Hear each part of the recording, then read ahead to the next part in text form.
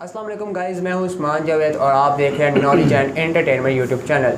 तो गाइज़, इमरान भाई और मैं यहाँ सरगोदा में घूम रहे थे तो हमने देखा काफ़ी जगह एडवर्टाइजमेंट हुई थी कि ना इंजेक्शन, ना मेडिसन, ना थेरापी, उसके बगैर इलाज। देखिए, ना मेडिसिन हैं, ना इंजेक्शन है, और थेरापी कहते हैं बातचीत से किसी चीज़ को करना, तो वो भी नहीं। तो इमरान भाई और मैंने कहा जाके देखें, इनसे पूछें कि यार ना बातचीत ये करते हैं, ना इंजेक्शन देते हैं, ना मेडिसिन देखते हैं, तो ये इलाज मुख्तलिफ बीमारियों का कैसे करते हैं, ये कौन सा आखिर प्रोसेस है जिसे हम बायो रेजोनेंस ये कह रहे हैं। बायो रेजोनेंस है क्या? तो इस बायो रेजोनेंस को जानने के लिए हम यहाँ पे आए सरगोदा फ्रीक्वेंसी मेडिकल सेंटर पे। यहाँ पे डॉक्टर साहब हैं, डॉक्टर अली खालिद साहब, इनसे हम मिले हैं, पहले अपॉइंटमेंट ली है। तो आज की 19 सितंबर की हमें अपॉइंटमेंट मिली है, आज हम इनके पास मौजूद हैं। तो आज इनसे आपको मिलवाते हैं और पूछते हैं कि ये बायो रेजोनेंस है क्या, कि ना इसमें मेडिसिन दी जाती है, ना इंजेक्शन लगाया जाता है, ना थेरापी की जाती है, और आप डिफरेंट डिजीज़ का इलाज कैसे करते हैं। तो मिलवाते हैं। अस्सलाम वालेकुम डॉक्टर साहब। वालेकुम सलाम। जी डॉक्टर साहब, कैसे हैं आप? जी अल्हम्दुलिल्लाह। डॉक्टर साहब, सबसे पहले अपॉइंटमेंट का शुक्रिया, आपने हमें टाइम दिया, आपकी मोहब्बत का बहुत शुक्रिया। तो डॉक्टर साहब, हमारे व्यूअर्स को आप अपनी टेक्निक के सारी के बारे में डिटेल में बता दें कि यूनिक कैसे है बाकियों की निस्बत। इस बारे में आप ज़रा थोड़ा डिटेल में इनको सारा इन्फॉर्मेशन दे दें। जी बिस्मिल्लाहिर्रहमानिर्रहीम। वैसे तो जब हम ये बात करते हैं कि हम अगर आपका इलाज बग़ैर किसी दवाई, बग़ैर किसी इंजेक्शन के करते हैं, तो बड़ी एक अजीब सी बात महसूस होती है। तो फिर इलाज होगा कैसे? दरअसल कभी आपने सोचा कि दुनिया की ऐसी चीज़ें जो नज़र नहीं आती हैं लेकिन बहुत पावरफुल होती हैं, जैसे वक्त है।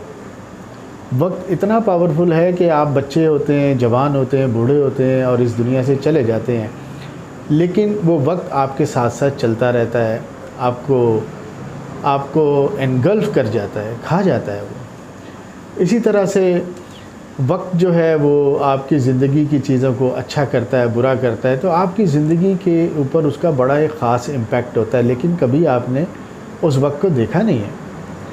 इसी तरह से आपने देखा कि ग्रेविटी एक चीज़ कहलाती है, कशिश होती है, ज़मीन की कशिश है। आप बड़ी से बड़ी चीज़ को आसमान की तरफ फेंकेंगे, वो वापस आ जाएगी। तो कशिश है वो ज़मीन की जो इन चीज़ों को अपनी तरफ खींचती है, लेकिन कभी नज़र नहीं आती है। हमारे सितारों की मूवमेंट है, हमारी ज़मीन की मूवमेंट है, हमारे सूरज, चाँद, इन तमाम की मूवमेंट ग्रेविटी पे डिपेंड करती है। और वो ग्रेविटी जो है वो उनको एक जगह से दूसरी जगह लेके जाती है। उनके ऊपर ज़लज़ले लाना, उनके ऊपर मौसमों की तब्दीली, ये ग्रेविटेशनल इफ़ेक्ट्स होते हैं, लेकिन कभी आपने उस ग्रेविटी को देखा भी नहीं है। इसी तरह से आप देखें कि साउंड है, आवाज़ है। आवाज़, अगर मैं आपसे एक अच्छी बात करूं तो आप खुश हो जाएंगे, अगर मैं आपसे गलत बात करूंगा तो आप नाराज़ हो जाएंगे। ये बात है क्या आप इस लफ्ज़ों को देख सकते हैं? क्या ये जो मैं बात कर रहा हूँ इसकी कोई तस्वीर है, लेकिन इसका अपना असर है। तो आपने देखा कि हमारी इस कायनात में ऐसी चीज़ें जिनको हम देख नहीं सकते हैं, लेकिन हमारी ज़िंदगी के ऊपर उनका बड़ा गहरा असर है। तो बायो रेजोनेंस जो टेक्नोलॉजी जिसकी हम बात करते हैं, जिससे हम मरीज़ों को ठीक करते हैं, वो भी इसी किस्म के इफ़ेक्ट्स में आती है। इंसानी जिस्म के जितने भी खुलिये हैं वो सब के सब वाइब्रेशन करते हैं, वो हिलते रहते हैं एक ख़फ़ीफ़ सी रोटेशन में। उसको हम कहते हैं कि ये इनकी फ्रीक्वेंसी है। अब अगर उनकी फ्रीक्वेंसी किसी वजह से ख़राब हो जाए तो वो सेल्स काम नहीं करेंगे। अगर आँखों के सेल्स काम नहीं करेंगे तो नज़र नहीं आएगा, दिमाग के सेल्स काम नहीं करेंगे तो फालिज हो जाएगा, दिल के सेल्स काम नहीं करेंगे तो हार्ट अटैक हो जाएगा। तो हम क्या करते हैं कि हमारे पास इन तमाम खुलियों की फ्रीक्वेंसीज़ हैं।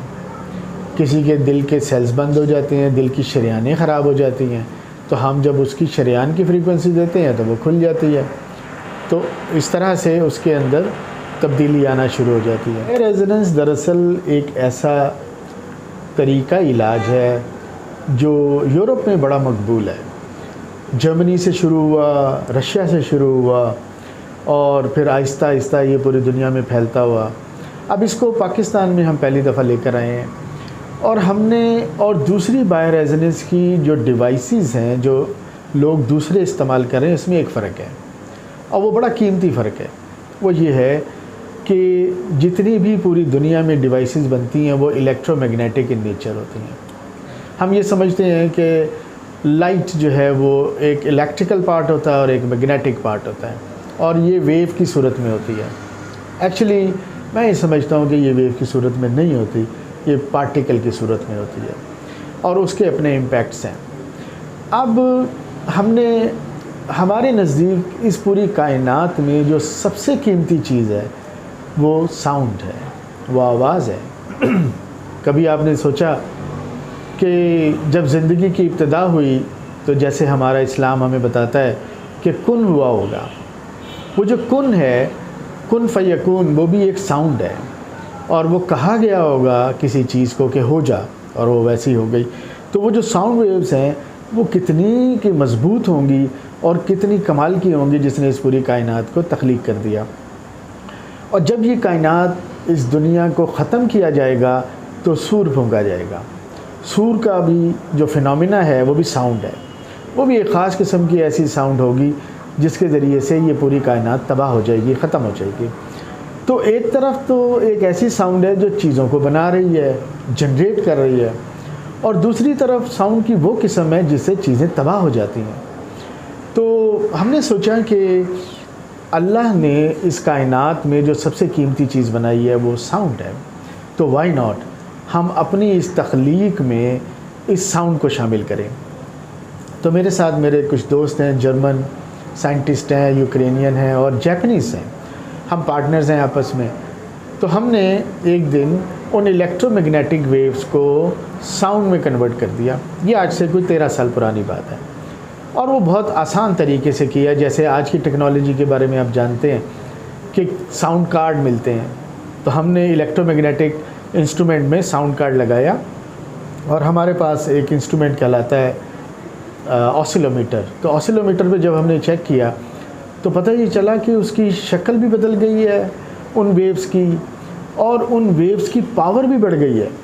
तो हमने 13-14 साल पहले जब साउंड वेव से इलाज करना शुरू किया, और वो साउंड वेव जिनको हमने इलेक्ट्रोमैग्नेटिक से कन्वर्ट किया था, तो जो रिज़ल्ट 50% हमारे पास आते थे वो अचानक 85% हो गए।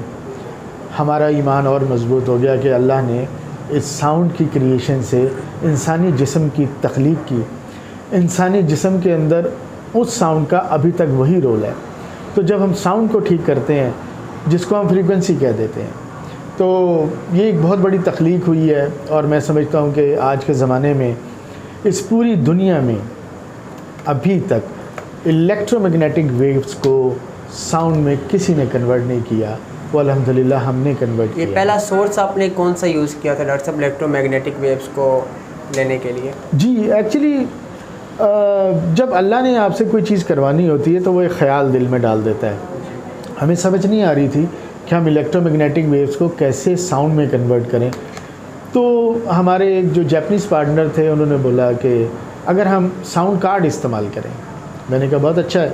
तो हमने अपने इंस्ट्रूमेंट्स में जब साउंड कार्ड लगाया तो वही इलेक्ट्रोमैग्नेटिक वेव्स एक डिफरेंट फॉर्म और मैग्नीट्यूड और डिफरेंट फ्रीक्वेंसीज़ में साउंड में कन्वर्ट हो गई, और उसके इंसानी जिस्म पे बड़े ज़बरदस्त रिजल्ट्स आए। तो ये आपने जिस मीटर की बात की है, ये उसी से आप चेक करते हैं इंसानी बॉडी से जो वेव्स निकल रही है उनकी फ्रीक्वेंसी, एम्पलीट्यूड वगैरह? जी जी, दरअसल हुआ ये भी हुआ कि इंसानी तारीख़ में जितने भी अलमिये होते हैं, जैसे सेकेंड वर्ल्ड वॉर का, जाहिर है कि अगर 40 लाख लोग इस दुनिया से चले गए हैं तो उस जंग का फ़ायदा भी हुआ है।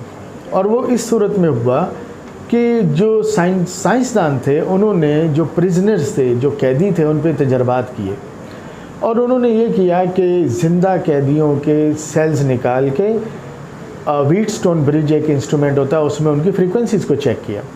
वो जैसे ही चेक करते जाते तो वो भी हैरान होते थे कि 100 आदमियों के आँखों के सेल्स एक से हैं, दिल के सेल्स एक से हैं, लेकिन दिल और आँखों के सेल्स की फ्रीक्वेंसी आपस में मुख्तलिफ है। तो हमारे पास उस ज़माने से लेके आज तक 63,000 फ्रीक्वेंसीज़ हैं जिस्म के मुख्तलिफ सेल्स की। तो जिस जिस सेल में जो ख़राबी पैदा होती है हम वही फ्रीक्वेंसी उसको लगाते हैं, और वो सेल्स ठीक होना शुरू हो जाते हैं। डॉक्टर साहब, इस टेक्निक पे आप मतलब पाकिस्तान में कब से काम कर रहे हैं, मतलब कितने, और दूसरी बात ये कि कितने पेशेंट जो हैं वो इससे बिल्कुल सेहतयाब हो चुके हैं? वेल एक्चुअली पाकिस्तान में 3 साल पहले आया था और मैं बेसिकली सिंगापुर में रहता हूँ, मेरी फैमिली भी वहीं पर ही है। मेरे सिंगापुर में, मलेशिया में, ओमान में क्लिनिक्स हैं और वो बड़ी कामयाबी के साथ रन हो रहे हैं। तो 3 साल पहले जब मैं पाकिस्तान आया तो पाकिस्तान आके हमने एक सेंटर बनाया। आज अल्हम्दुलिल्लाह हमारे 21 सेंटर्स हैं जो कराची में, हैदराबाद में, सक्खर में, इंटीरियर सिंध में, पंजाब में, KPK में, इस्लामाबाद में, लाहौर में, हर जगह पर हमारे सेंटर्स ऑपरेट हो रहे हैं। और आज ये हमारा 21वां सेंटर है जो सरगोदा में खुला है। तो अल्हम्दुलिल्लाह लोगों को फ़ायदा हो रहा है, लोग बेहतर हो रहे हैं। ऐसे बच्चे जो बोल नहीं सकते, पैदाइशी गूंगे बहरे हैं, बोल नहीं सकते, सुन नहीं सकते, देख नहीं सकते, आज अल्हम्दुलिल्लाह वो देख भी रहे हैं, सुन भी रहे हैं। ऐसे लोग जिनको फालिज हो गया, स्ट्रोक हो गया, बॉडी काम नहीं कर रही थी, उनके ब्रेन के सेल्स की एक्टिवेशन की, हीमाटोमा को रिमूव किया तो अल्हम्दुलिल्लाह वो बेहतर हो गए हैं। ऐसे ऑटोइम्यून डिसऑर्डर्स हैं, थायराइड के इश्यूज़ हैं, दिल के, किडनीज़ के मामलात हैं, गर्दन में दर्द है किसी के और कमर में दर्द है, ये सारे मामलात जो है ना हमारी फ्रीक्वेंसीज़ के ज़रिए से बहुत जल्दी ठीक हो जाते हैं। तो ज़्यादातर हमारे ऐसे केसेज हैं जो रेयर डिजीज़ हैं, जैसे विल्सन डिजीज़ एक बीमारी है, 25,000 बच्चा पाकिस्तान में रजिस्टर्ड है विल्सन डिजीज़ का, जिसमें कॉपर की मिकदार जिस्म में बढ़ जाती है और जिस्म फालिज की तरफ चला जाता है। अल्हम्दुलिल्लाह उनका कॉपर कंट्रोल हो गया, उनकी बॉडी के अंदर बड़े ज़बरदस्त चेंजेस आ रहे हैं। तो मैं समझता हूँ कि साइंस में, मेडिकल में हर 20-25 साल के बाद कोई अच्छी टेक्नोलॉजी या चीज़ें बदलती हैं और फिर वो चीज़ें जो हैं वो आहिस्ता आहिस्ता ठीक होना शुरू हो जाती हैं। तो मैं समझता हूँ कि ये एक एवोल्यूशनरी प्रोसेस है। डॉक्टर साहब, एक बात मैं कहना चाहता हूँ कि एक्सरेज बेसिकली जो वो भी एक ना नज़र आने वाली रेज़ हैं, यहाँ रेज़ में और वेव्स में थोड़ा सा फ़र्क करना हमारी ऑडियंस के लिए, क्योंकि वो हमने भी कई जगह सुना भी है और पढ़ा भी है कि वो जो है वो पेनिट्रेट करती हैं बॉडी के अंदर और वो कैंसर काजिंग भी होती हैं। ठीक है, वो म्यूटेशन को और उसको माइटोसिस को, सेल की जो डिवीजन है उसको बहुत इंक्रीज़ कर देती है और कैंसर और ट्यूमर्स की तरफ ले जाती है। तो क्या ये भी इसमें भी वो फ्रीक्वेंसी और वेव्स का ताल्लुक है? तो क्या इसमें ऐसा कोई साइड इफ़ेक्ट अभी तक आपको शो होगा कई सालों के अंदर? वेल बड़ा अच्छा सवाल है और बहुत सारे लोग इसमें कंफ्यूज भी रहते हैं कि कहीं ये ऐसा तो नहीं है कि ये कोई रेडिएशंस हैं और इससे हमारे जिस्म को कोई और नुकसान हो। बिल्कुल ऐसा नहीं है और कतन ये कोई रेडिएशंस नहीं है। रेडिएशंस तो इंतहाई ख़तरनाक हैं। एक्सरेज हो गई, गैमा रेज हो गई, ये तमाम के तमाम इंसानी जिस्म को डैमेज करती हैं।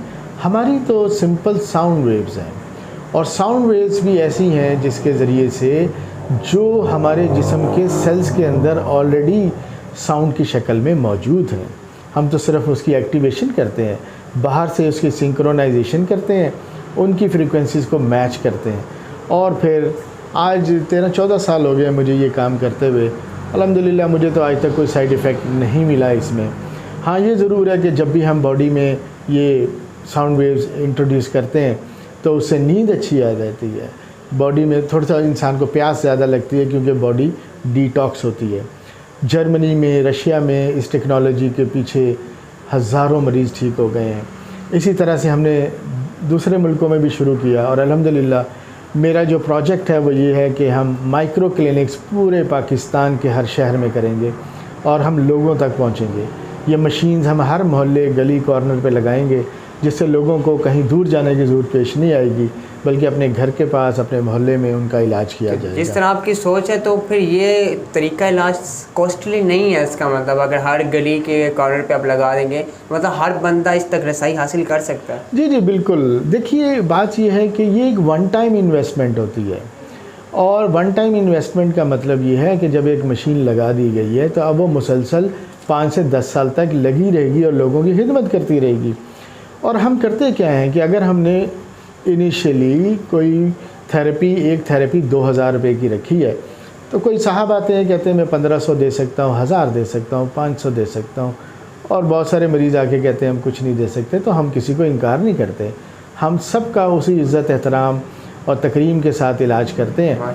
और ज़ाहिर है कि ये हमारे बहन भाई हैं, हमारी कौम, हम एक कुंबे की सूरत में हम एक दूसरे की हेल्प करेंगे, हमारा माशरा ठीक होगा। तो मेडिकल के हवाले से मैं समझता हूँ कि इंशाअल्लाह बहुत ज़बरदस्त इंकलाब आएगा, ना सिर्फ पाकिस्तान में बल्कि पूरी दुनिया में, और इसको हम आगे लेके चल रहे हैं। बहुत से मुखय्यर हज़रात हमारे साथ मिले हैं। सरगोदा में हमारे साथ मियाँ मोहम्मद मुनीर साहब हैं और मियाँ सलीम साहब हैं। ये दोनों भाई, इन दोनों ने हमारे साथ यहाँ पे ताउन किया और आज बहुत सारे मरीज़ ठीक हो रहे हैं। तो डेफ़िनेटली मैं समझता हूँ कि इस चीज़ को और हम बाकी इस्लाम में भी लेके जाएंगे और हर इंसान तक की हम रसाई करेंगे। ओके गाइस, तो जब हम यहाँ पे आए तो मेरे ज़हन में एक ही क्वेश्चन था कि हर तरफ से मैं सेटिस्फाई था, लेकिन मेरा जो मेन फोकस था वो ये था कि ये रेडिएशंस टाइप होंगी और ये रेडिएशन तो कैंसर काजिंग होती है, तो बाकी ये मेडिसिन तो नहीं है, इंजेक्शन भी नहीं है, थेरापी भी नहीं है, तो रेडिएशन पे मुझे ज़रा शक था। तो वो डॉक्टर साहब ने सारी चीज़ें क्लियर कर दी। तो देखें अब इसमें कोई इसके बाद साइड इफ़ेक्ट भी नहीं है। अभी तक डॉक्टर साहब ने भी बताया कि कोई अभी तक नोट नहीं किया गया। तो ये तरीका इलाज सबसे बेहतर है कि इसमें आपको कुछ भी करने की ज़रूरत नहीं, मेडिसिन खाने की ज़रूरत नहीं, इंजेक्शन लगवाने की ज़रूरत नहीं, थेरापी के लिए सेशंस लेने की ज़रूरत नहीं। डॉक्टर साहब, तो ये कितने टाइम में हो जाएगा? वैसे लास्ट क्वेश्चन था कंप्लीट करें। वेल एक्चुअली इसमें यह है कि डिपेंड करता है कि कितनी बीमारी पुरानी है। सही। और ज़्यादातर हमारे केसेस जो हैं वो ऐसे हैं जो मेडिकल से ठीक नहीं हो सकते। ऑटिज़म के बच्चे हैं, सीपी चाइल्ड हैं, ऑटो इम्यून डिसऑर्डर्स हैं, जेनेटिक डिसऑर्डर्स हैं। तो किसी में 2 माह, किसी में 3 माह और कुछ लोग 6-8 महीने भी हमारे पास रहते हैं, लेकिन पहले ही महीने में रिज़ल्ट्स आना शुरू हो जाते हैं। तो जाहिर है कि एक नई चीज़ है, लोगों को समझने में थोड़ी मुश्किल है और आहिस्ता आहिस्ता लोग जब इससे अवेयर हो जाएंगे, मज़ीद लोग ठीक होना शुरू हो जाएंगे, तो वर्ड ऑफ माउथ से ये पूरी दुनिया में ये बात फैलेगी और इनकलाब इसी तरह से आते हैं। मेडिकल का ये इनकलाब बड़ी जल्दी लोगों तक पहुंचेगा और दुनिया के हर कोने में इंशाल्लाह पहुंचेगा। डॉक्टर साहब बहुत शुक्रिया आपके टाइम देने का। तो गाइज़ अब डॉक्टर साहब से नेक्स्ट वीडियोस में हम एक एक बीमारी पर बताएंगे, जैसे depression, blood pressure, sugar, heart patient, उन पे ये किस तरह ये टेक्निक जो है काम करती है। तो अभी इंट्रोडक्शन की वीडियो देनी थी, नेक्स्ट वीडियोस में हम आपको एक एक बीमारी के ऊपर बताएंगे। तो अगर आप चैनल पे नए हैं तो चैनल को सब्सक्राइब कर दें। मिलते हैं बहुत जल्द एक नई वीडियो के साथ, तब तक के लिए अल्लाह।